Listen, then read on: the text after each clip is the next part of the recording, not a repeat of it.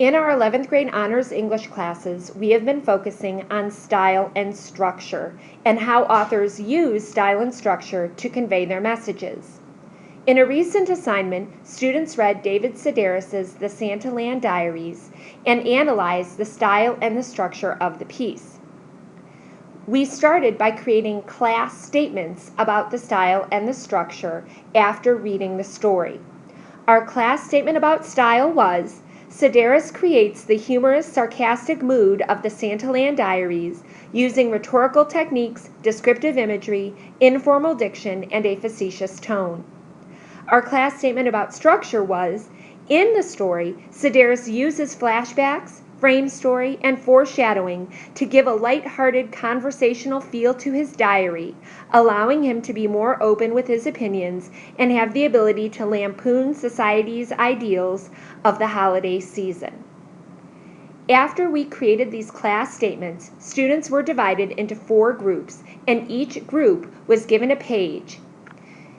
The groups looked for very specific textual evidence from those pages of the story to support what we said about style and structure as a class. This is Group 1. You see that they divided their paper into style and structure. They have very specific quotes to show how Sedaris used both a sarcastic tone and informal diction to help convey his message. I like that this group also noticed with structure how Sedaris used foreshadowing of people dressing up to then ultimately convey his own feelings about having to dress up as an elf at Macy's. This was the second group who looked at the second page of the Santaland Diaries. Group 2 also noted the sarcasm and talked about specific examples from the text. They commented on the facetious tone and used wonderful textual evidence with regard to what Sedaris was trying to convey. I liked how they noticed how the structure moves from present to past to future, and they also made a comment about how this contributes to the feel of a diary, which is not always written in a linear fashion. This is the group who examined page 3. I liked that Group 3 commented on the frame story and foreshadowing elements of the structure.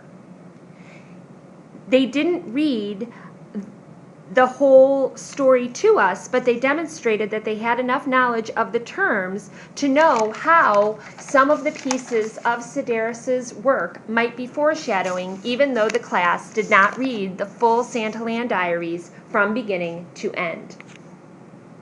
And this is Group 5. Group 5 did a great job finding examples of both humor and descriptive imagery.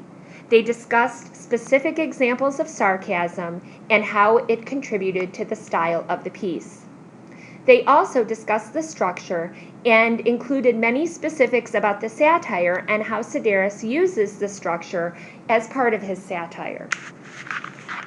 Overall, the groups did an excellent job of finding information directly from the text to use as evidence to support our class statements about both style and structure of the Santaland Diaries.